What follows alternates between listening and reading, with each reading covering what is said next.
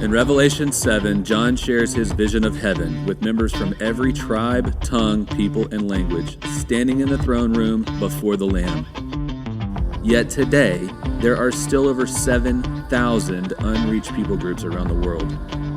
For the last 6 years, my family and friends have been on a journey to find, vet, and fund the task remaining. Come journey with us to the ends of the earth as we share the supernatural stories of God at work through the men and women He has called to reach the unreached. Hey friends, welcome to another episode of the Unreached podcast. I am Clint Hudson, your host, and this is our final episode of season 3. Wow. We've been at this for 3 full seasons. We have literally traveled around the globe. We've had guests that have told us incredible stories of God at work at the most unreached and unavailable places in the world. Just absolutely incredible. And today, I have Amber Hudson on the podcast with us. Amber does our social media, and she also does our story curation. She makes sure that we stay connected with all of our former guests that we've had on the show. And she also makes sure that anybody that's in the audience that's listening has an opportunity to reach out to her and get connected to anybody that they've heard on the podcast before. So Amber, thanks for being here. Thank you for having me. So the last episode Amber was on with us, she brought us a couple stories from Operation Christmas Child. Mm-hmm. So Amber's brought us a few stories today. We're going to journey around the world like we always promise you guys, best we can to journey around the world. Today we're going to Tanzania. We're going to go to Kenya. We're going to go to Peru. I'm going to take you back to Malawi. I got another story from Malawi that's actually, I've never told this story before on the pod, and it's probably my favorite story that I've ever been a part of. But Amber's brought us a few stories today. So let's, just a quick recap. Operation Christmas Child. What's the big idea? How do they work? What's their purpose? The big idea is that they take something like a simple shoebox and they have partner local churches, partner people who fill the shoebox with simple gifts. Things like notebooks and pencils and maybe a small toy. Soccer ball, something like that, a doll. And they take these shoeboxes into the most remote places in the world, the unreached people who have never heard the name Jesus, right? That is what this podcast is about, unreached. And so they take these shoeboxes, and these shoeboxes serve as a key for them to be able to get into these communities. A lot of these communities are pretty closed off to the world. And so they have an opportunity to go in, the kids receive the gifts, and then they're presented with the gospel. And it's this beautiful picture, right, of the gospel that Jesus brought salvation, gave it as a gift. He gave his life for us. And so they hear the gospel, and then they're walked through this discipleship program, not just the kids, but the parents. It changes the entire village. Then the village wants to go and share the gospel. It's incredible. So I got a clip right at the beginning here from our friend David Thompson from Operation Christmas Child, where he talks about a specific kid's response to getting their box and who they wanted to thank. So check this out. One of my favorite stories of all time from Samaritan's Purse, Operation Christmas Child, is this family. They moved out to be with the Bharati people in Mongolia. They left the capital, Ulaanbaatar. When they came into the village, that was this long, dusty road. They had stones thrown at them, and they didn't know how it was going to go. But with the gifts changed so much, just like we heard from the Bara people with this Bharati people. And one of those kids came back to the guy who was starting the church there, right? Came up to his gear, these little tents that Mongolians travel and live in, and he knocked on the gear, and he said, "Is Jesus in there? Because I'd like to thank him for my gift." And just one simple kid, bringing it back to what you shared, Jesus cares about the one. And he cares about one more box because that's one more Bharati kid in Mongolia who's going to have the opportunity to say thank you to Jesus for that box. It was so beautiful and so practical because this Bharati kid in Mongolia, they didn't have a concept of who Jesus was, or the fact that he had sacrificed his life so that they could have eternal life. He just knew that Jesus was associated with him getting this gift.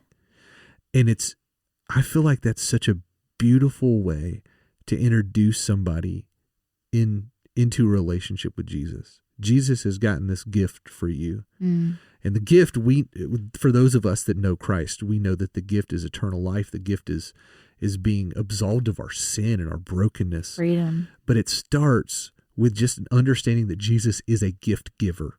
Mm. And I think that's just such a beautiful story. It is. And inevitably, like David goes on to talk about how that kid ended up walking through the greatest journey, which is their discipleship program. And he started to understand who Jesus actually was and the true gift that Jesus actually gave, which is so beautiful. But what an incredible open door from a story in Mongolia. Mm. That's amazing. We got another story of a 13-year-old girl. Her name is Agnes, and she's in Tanzania, and she felt compelled to not only receive a gift, but to communicate the gospel as she started to understand more about who Jesus is. So take a second, listen to this awesome story from Tanzania. I was talking with our team in Tanzania, and they were telling us a story that just kind of blew my mind, of an outreach event that happened right at the end of a religious holiday with extreme fasting. And so this village was just amped up, and they wanted to come in and celebrate the end and use it as a platform to be able to share the gospel and point people to Christ at a time where they were just open. And there was a church out in this village, and this is in Tanzania, and there were 180 kids sitting on the floor. There was an opportunity where the room just fell silent, and a girl named Agnes gave a full gospel presentation, and it was beautifully done. Afterwards, our team talked with Agnes and asked her, what's the call on her life, and she described with incredible clarity her desire to share Christ with her friends and even with adults. This is a 13-year-old girl in Tanzania that's taking the gospel and planting seeds at the end of a dusty road. And after the end of all that, those same kids who never heard the gospel are now going to have the opportunity to be part of the greatest journey. It's just incredible. And that's just a story that happens again and again. I was just in Ghana and saw that exact same thing happen. 6 hours from the capital, 150 kilometers took 7 hours to drive to. But when we got there, we used those same posters that we're using Tanzania over in Ghana. And the end result of that was just an engine roar. The laughter, the joy, the love that those kids felt. I mean, I literally felt like I was standing on a tarmac and there was a plane about to take off, like a 757. It was just so loud, and it lasted for like 10 minutes. It's this powerful combination of all that prayer and service that Gracie's sharing being distilled down into this perfect little gift that is a representation of God's love. And then that end result is kids being blown away by that in a beautiful way and getting that kind of lift off for the gospel in their life. That's pretty convicting. That this 13-year-old girl, this chaos. If you've been around kids, 180 kids, that room was probably chaotic. And as soon as it got quiet, she said, "Okay, this is my time. I'm going to share the gospel." That was her heart, that she was going to take that moment, take that opportunity, because she wanted her friends to know the gospel. As I was listening to that, I was just thinking about like heroes of the faith. Like, I feel like Agnes is a hero. Absolutely. Of mine. Like someone 100%. who knows that they have the good news of the gospel and they understand who Jesus is, and they want to take the opportunity to be able to communicate that to their friends. And then the impact of the kids in Ghana hearing the gospel and just the roar and the joy that they had receiving the gospel. It's that visual of kids receiving the gift box, right? And they're opening their gift box, and there's so much joy in the receiving those gifts. And then they turn around and receive the greatest gift you could ever receive and have even more of a joyful reaction. I can only view these stories from the perspective of being an American, and things like soccer balls and dolls and paper and pencil. They're so common. It's so common. I see them everywhere. I see them all the time. If one of my children wants one, I can go to Target and get one.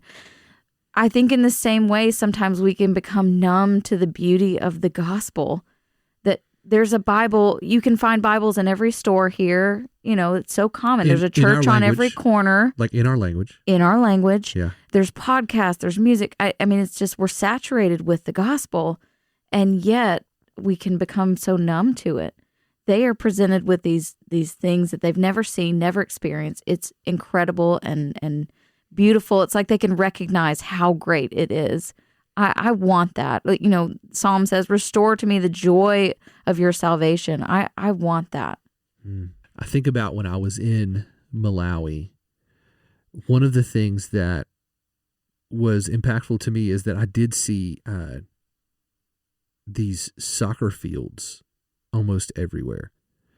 And almost every village had a soccer field. Now, take out of your mind any type of structured soccer field thing. We're talking about a dirt field with maybe one goal with no net.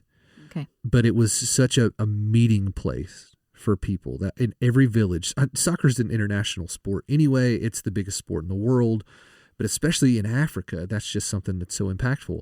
But one of the things that was really interesting is most of the soccer fields, they didn't have a soccer ball. They had some kind of beat up like tape ball or something that they would play with. And so, you mentioned just a second ago, like how we take some common things for granted. There's not a Target in Malawi to go and get a soccer ball. If you have a soccer ball, I mean, that's something that brings people together, brings an entire village together. It's not just a toy. It's an opportunity to bring people together. So there's a story very similar to Malawi. Kenya is the same way. There's soccer fields, and every village pretty much has a field where they designate for people to go and play soccer together. It's just an incredible story that OCC brought to us last year, where they talked about a soccer ball and the impact that it had in Kenya. So check this out. I have one from Kenya.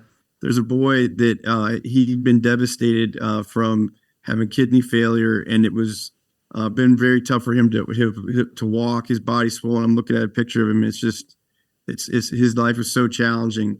He came to an outreach event. The gospel presentation was shared with him, and when he got it, he found something that he'd always wanted, which was a soccer ball, and he was extremely happy. At that outreach event, the gospel presentation team from the local church prayed for him and for his healing, and he did. I know we hear about the man in white, but we also love to hear about when Jesus heals practically. And this boy, I have another picture of him where he now can walk again, and he has that ball and he carries it with him everywhere he goes, even back to the local church he now attends.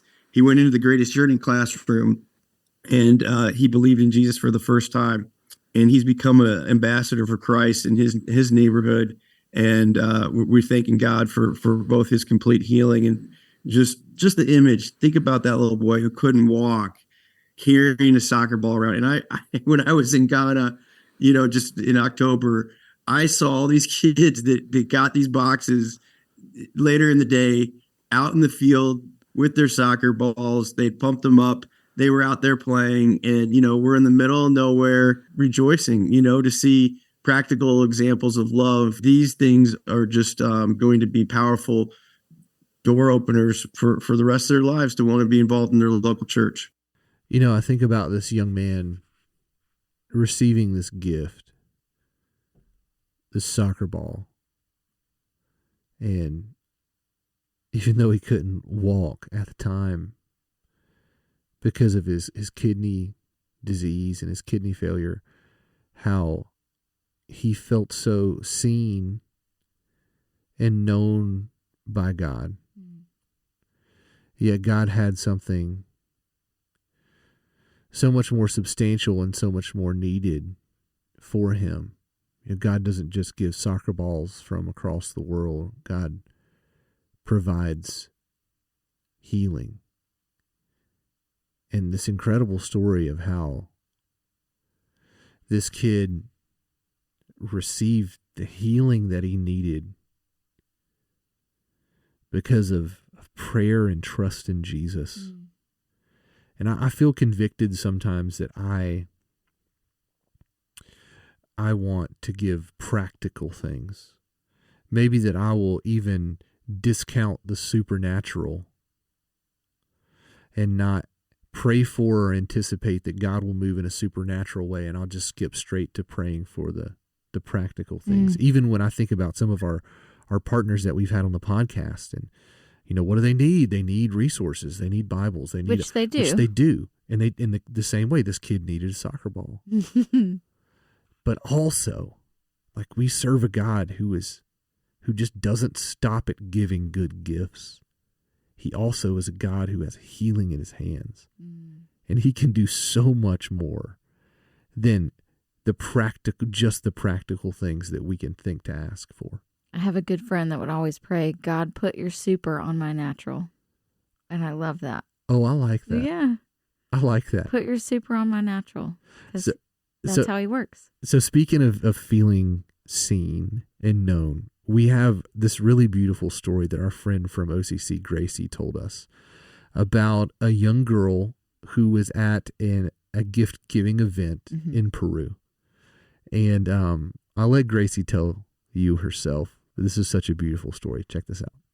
I went to this outreach event in Peru, and it was this village town that was, way on the outskirts of Lima. And I mean, such poverty, dirt floors. We were at a little school, and it was just a concrete room. And this little girl, I can still picture her perfectly in my head. She had these cute little pigtails. She was about 7. And she came, and while they were doing, the introduction and the games and everything, she came over to me and she pulled my ponytail out of my hair.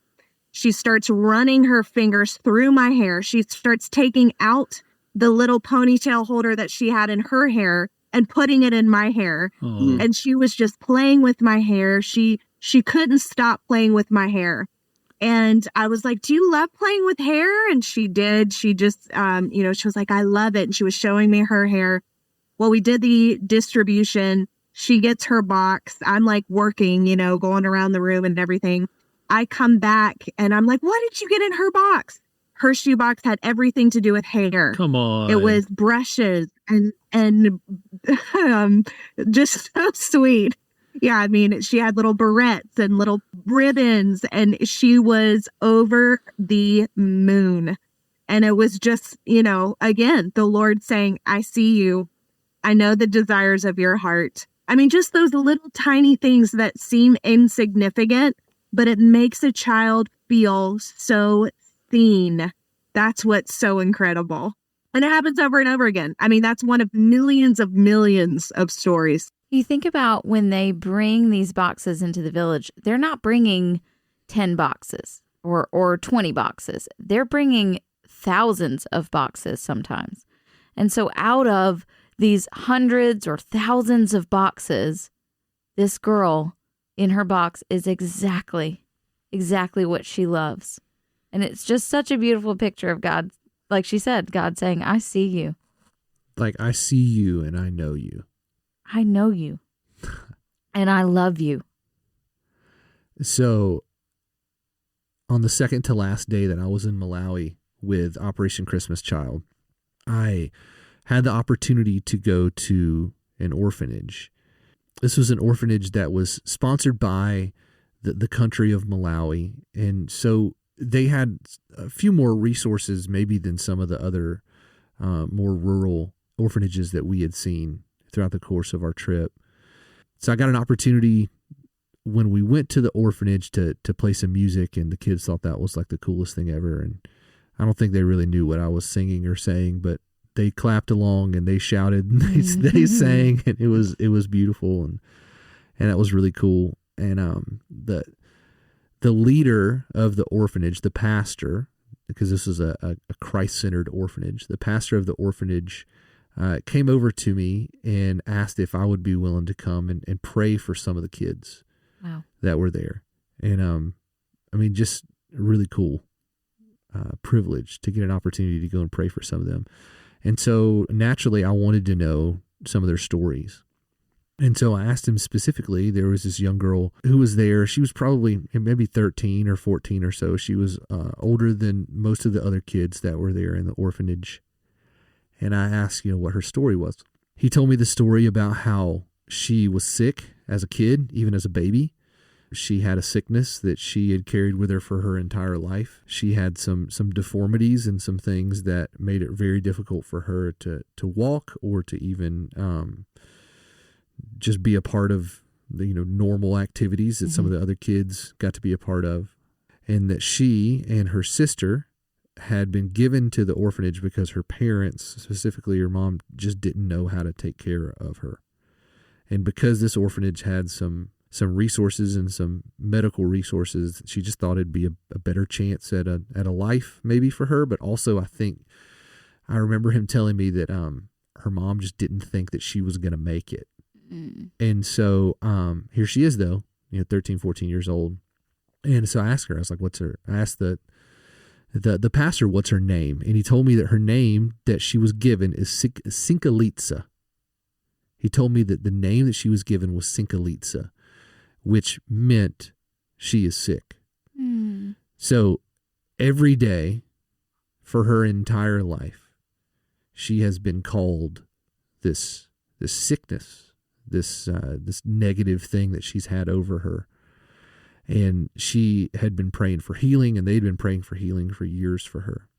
So he asked me if I would pray for healing for Sinkalitsa, but he also asked me to do another thing. He said that she, today, when she had heard the proclamation of the gospel at this OCC event, that she had decided to put her trust completely in Jesus. And he said that not only did we want to pray for her healing, but he said that she needs a new name. Because her name meant sickness and that she was sick. And so he said, I want, you got anything? Can you come up with a good name? To me? And I'm like, oh my God, I'm hearing her story right now in real time. And he asked me, you got a good name for her? She needs a new name, just like Saul to Paul. And the first name that popped into my head was Amber, because that's my wife's name. And so I started thinking about how she had been called sick. Her name was She Is Sick. And now she has this relationship with Jesus. So let's give her something that's worthy of this new life in Christ that she has. And so Amber means precious jewel. It's a jewel. And that's what she is to Jesus. That's what she is to Christ. And so I said, let's give her the name Amber. I'll never forget this. He's translating all of this to her as he's talking to me. And her eyes just light up when she hears this.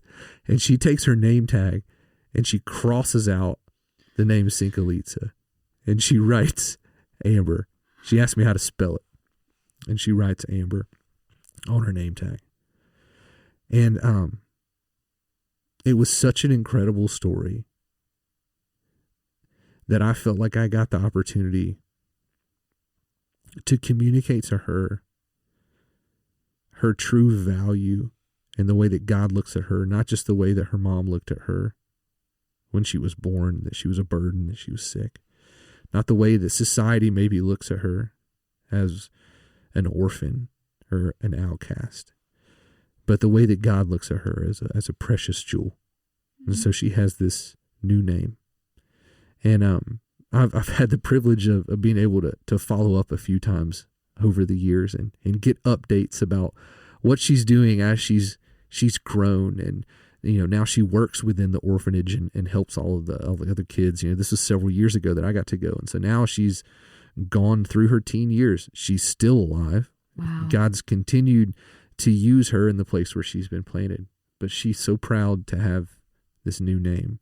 And this new name that marks the moment that she met Jesus and that Jesus said, you're worth more to me. So I'm super grateful for opportunities that Operation Christmas Child, that's just such an anecdotal story. That's my story.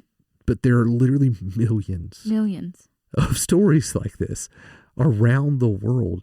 I think David Thompson said at one point that the goal was to reach 5 million kids this year. That's not in addition to the ones from last year. That's 5 million new kids this year. Wow. And so you think about, the little stories that we've heard today about soccer balls and hair berets and hairbrushes, and a Barati kid walking up and knocking on a tent door to say, hey, is Jesus in there? I want to tell him thanks. There's just 5 million stories like this every single year. And it's just incredible to see the work that God's doing. So I could try my best to tell you how impactful this is, but I feel like the words are more articulate and more meaningful when you hear them from our friends David Thompson and Joel Hayslip. This is your opportunity to rise up and be part of one of the most amazing gospel partnerships that the Lord has ever created in the history of the world. It really is. And Amen. That is not to give us, Joel and I are just, two guys that write emails and go to meetings. I mean, it's all about the local church, and that's where people get discipled. That's where transformation happens. That's long-term. If anyone has ever thought, oh, it's just a simple shoebox. Well, God uses the simple things of the world to shame those who think that they're wise, right? And he's done that in this instance 200 million times. And you know what? That I think is part of the beauty of it, is just like, it shouldn't work, but it does. And it does because of the prayers. And it does because of God's people rising up in a church in Kiev that's been bombed and keeps going with the greatest journey. I mean, we've watched these testimonial videos of, I think her name was Maria. And, she just church bombed, kids are, just had to flee homes, and they're still going through the greatest journey. I mean, come on. Don't you want to be part of that? Don't you want to see that grow, at least get to full capacity? I mean, it's right there. You guys are so right. The fulfillment of the Great Commission has to be all of our calling as Christians, and what the Lord has raised up through his own local church is right there.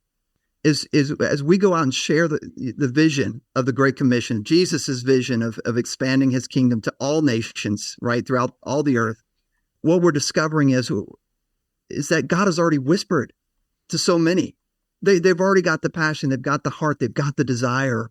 They just don't have the means. They don't know how to get in. They don't know how to do it.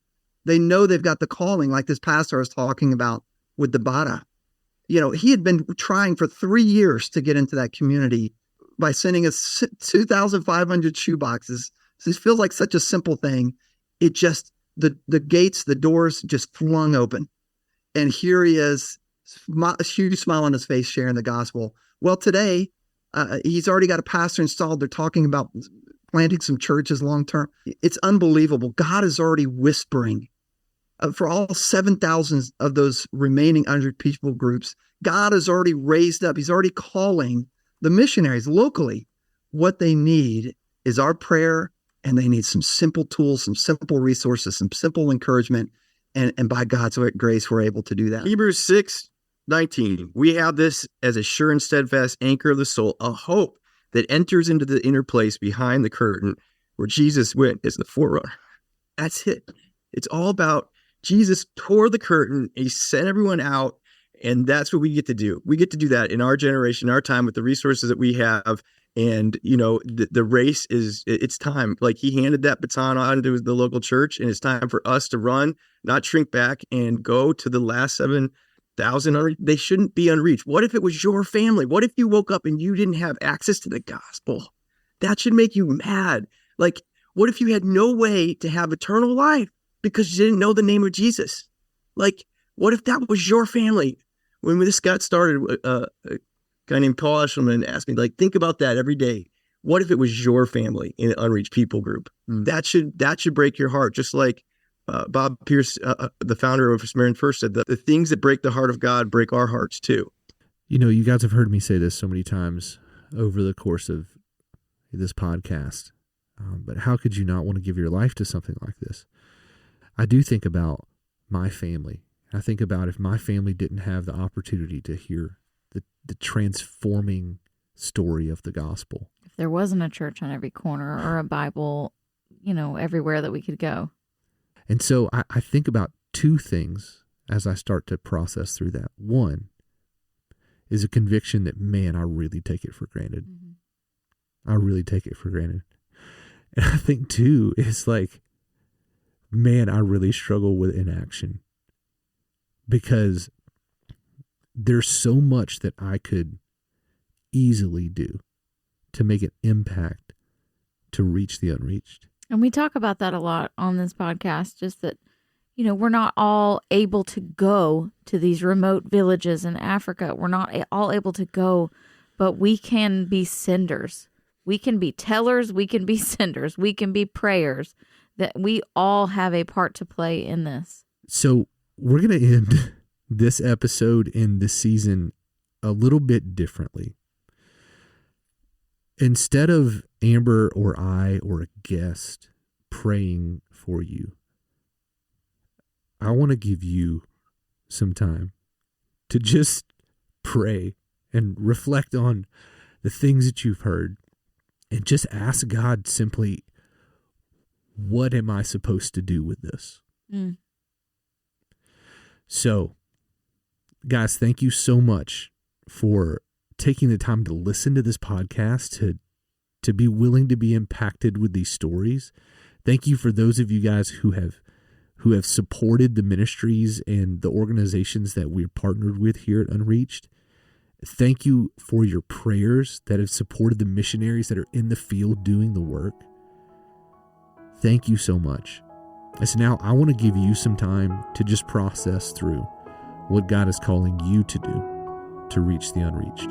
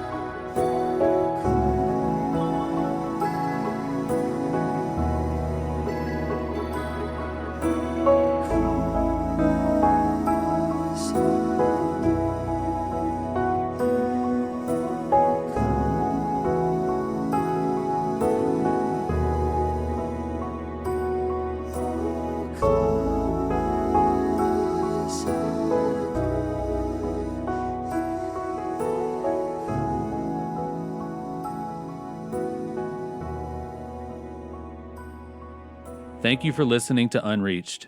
Our sincere desire is that what you've heard today will cause you to see the mission of God differently and your role in it more clearly. If this adds value for you, and we hope it does, would you please rate and review the podcast wherever you listen?